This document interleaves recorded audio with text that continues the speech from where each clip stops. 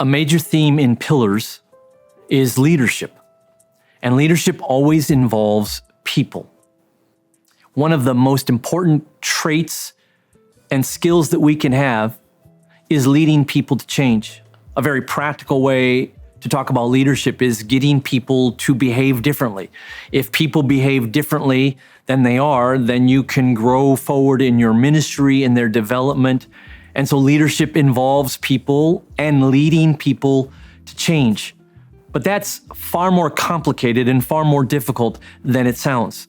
Sometimes we think as leaders that if we simply tell people what to do, then they're going to change. If we give them instructions, then they will change. And we're shocked, especially as we start out in ministry, that people don't always do what we say they should do. People oftentimes don't change because they don't see the need for change. They have a different way of measuring whether something is working or not, and they just don't see the need. Or sometimes people are nervous about doing something new, and they don't want to make a change because of the newness of it and all the fear and anxiety that can be wrapped around doing something they've never done before. Sometimes the people that we are leading to change just simply aren't motivated to change. They're with us and they're there, but they're not motivated to change, and change can simply be overwhelming for them. So then how do you lead people to change when they carry these kinds of obstacles to actually changing? As a leader, especially a young leader, you can get incredibly frustrated. You can speak louder, you can avoid them, or you can just get rid of them. But the Bible teaches ways that we can actually help lead people to change, recognizing where they're at. That inspires them and guides them to be able to change. And it begins by thinking of change as a journey. And the people that you are leading to change have three areas that are most important for them to grow in and for you to target. If you don't target all three areas, you will be far less effective in leading people to change. And the three areas are emotionally, strategically, and situationally. Now, emotionally means that they have to be motivated, they have to be inspired, there has to be an enthusiasm, a joy, an expectation. There's got to be an eagerness about it, and it's got to be real. You can't fake it with them, and you can't position them to fake it. Strategically, that means that it's clear, it's understandable. They understand what the change is and why the change is and what's expected of them in the change. The more unclarity there is, the more doubt and fog there is, the harder it is for that change to take place. We oftentimes think people are passive because they're not changing, and really all they are is confused. So strategically is another area you have to target. And then lastly, situationally, we oftentimes make people changing just based upon their self-control and their ability. But if we will target their situation, put them on a different team, change what situation they're in, that can help facilitate the change.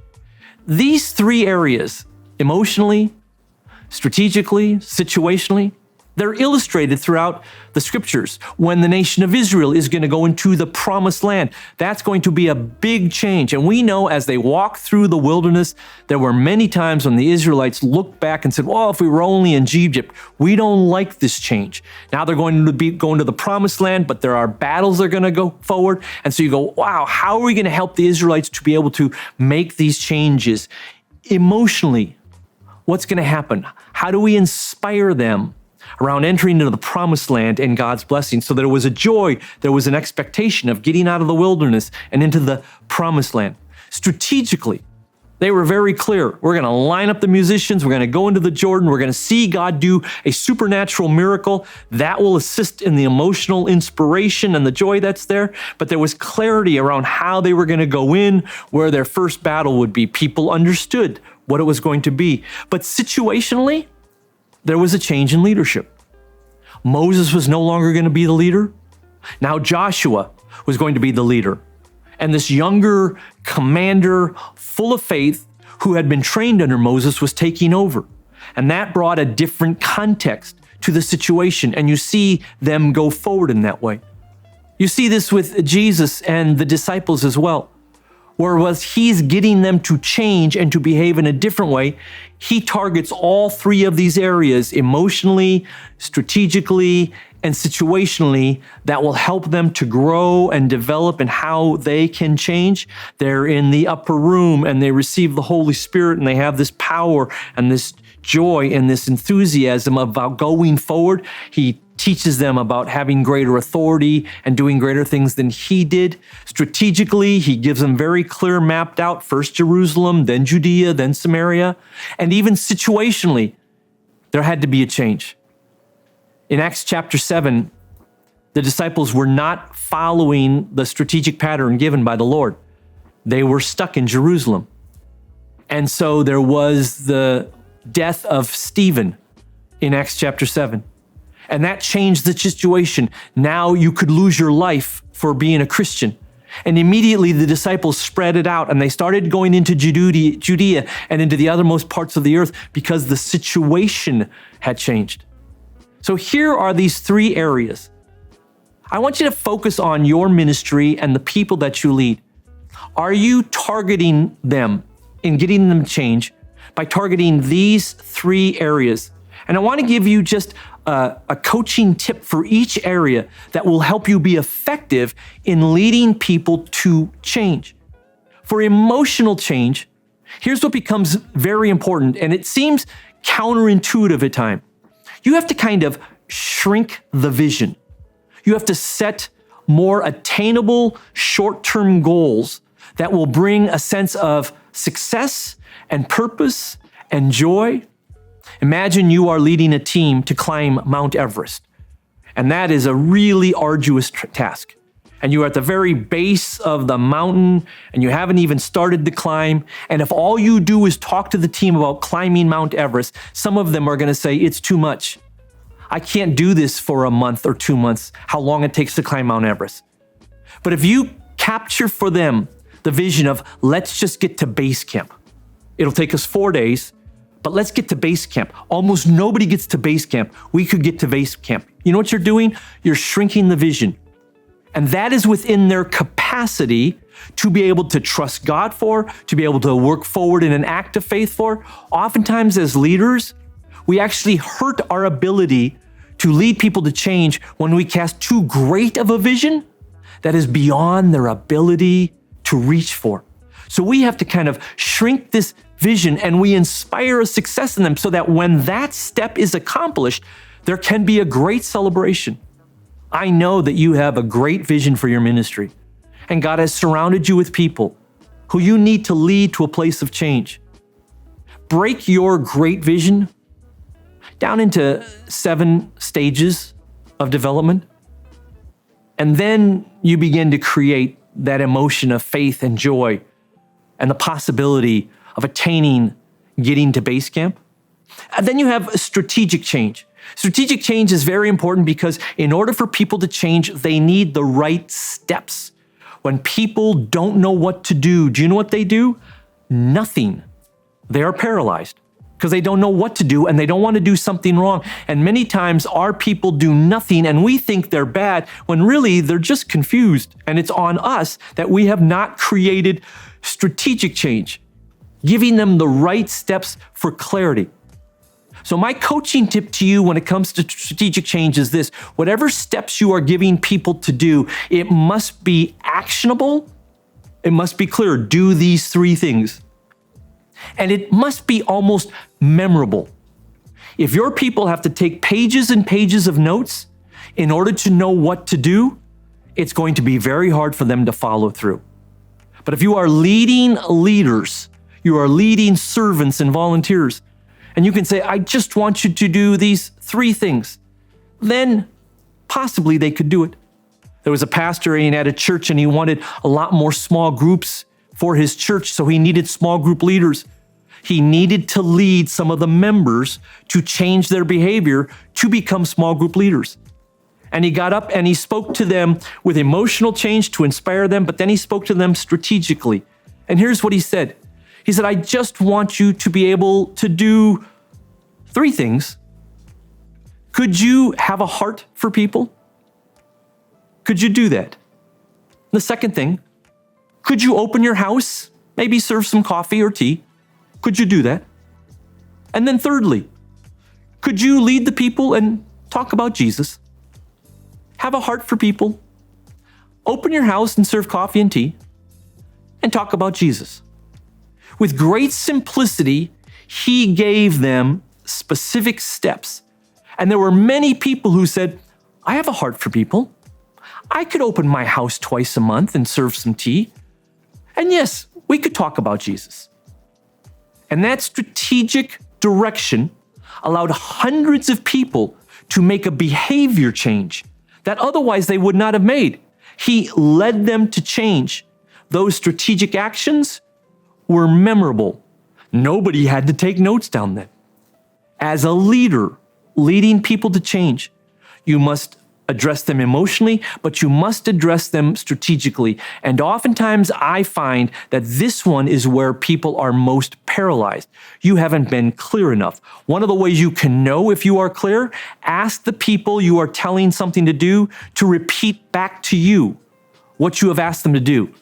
You will know whether or not you have been clear by how they speak to about it clearly or how they make it very confusing in giving it back to you. Emotionally, strategically, and then situationally.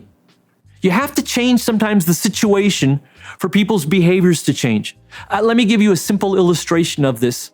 One time I was at a big conference and there were many people at the conference, and a friend of mine asked me to stand at his table where he had brochures about his ministry. And there was another man next to me who had a table with brochures about his ministry. And I was talking to the man and we began a conversation and we decided we would play a little game. When the conference session ended and all the people walked out, who would get more brochures picked up by the people walking out? And we all had our brochures lined up really nice on both tables. And we just played this game. The conference session ended and the doors opened. And right before the people walked out, I made all the brochures on my table very messy. His were still in a perfect line. And as they walked out, more people, twice as many people, took brochures off of my table than they did his table. All I did was change the situation. You see, people were hesitant to take brochures that were perfectly, wonderfully lined up because they would mess up that perfect alignment. But if they were already messy, people would grab a brochure and they wouldn't think twice about it. I changed the behavior of people by changing the situation. You see this illustrated throughout the Bible many times. And oftentimes, we don't rely on this kind of a change when we are leading people to change. We rely solely on their self-control to be able to change when God is actually asking us to change the situation. There are basically three places that you can bring about change in your ministry that will help people to change. One is you can change the people they work with. They're on this team, they should move to this team. And if they're working with a different group of people, they may be able to thrive. A second area is not the people they work with, but the role they have. I've seen this happen many times where somebody is in one role and they're doing the best they can, but they're not changing and they're not thriving. And all you have to do is move them from one role to another role that better suits their gifts and their skills. And all of a sudden you see them thriving, and change takes place easily because you have changed the situation. You actually haven't changed them. You've just moved them to a place where they're going to thrive and grow. And sometimes you actually literally need to change the place where they're at. When you change the situation, whether you change their team, whether you change their roles, or whether sometimes you realize there's a different place they need to be in, maybe even a different ministry that will cause them to thrive, you are going to lead people to change far more effectively by targeting their emotional change, their strategic change, and their situational change. When people change, there are obstacles to their change. The Bible actually gives us a leadership teaching that fits with this teaching on leadership change. It says this in Isaiah 57:14. Build by removing the obstacle out of the way. When you look at the people that you want to see changed, one of the greatest leadership principles you can apply is, what is the obstacle that is stopping them from changing? What's getting in the way? Oftentimes when we think about growth and development and change, we're always thinking about what we can do, not what we can remove. But here Isaiah says, you want to build? Just remove the obstacle. You know, the truth is that God is a creator. When he breathes life into something, it will flourish, it will grow. It's only when obstacles stop it. God created the oceans and they flourish. When we put all kinds of garbage into the ocean, it stops the ocean from flourishing. If we remove the garbage out of the ocean, then it will flourish. The same thing applies in human nature. You can look at the people that you are leading to change emotionally, strategically, and situationally. You can say, how can I remove the obstacle that is actually stopping the change from taking place? For example, we think people don't change because they're afraid of loss. People are not actually afraid of loss. But when change is oftentimes presented to them, they conjure up in their mind all that they're going to lose. But if you can present change to them in a way of what they're going to gain, you are removing the obstacle of loss from their mind. People don't see the need to change. You know what? Remove that obstacle. Show them the benefit. Show them that short win, that base camp that will inspire them to be able to have that change.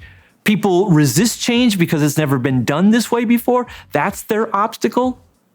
Tell a good story from the past that shows how something new that was done actually was so beneficial.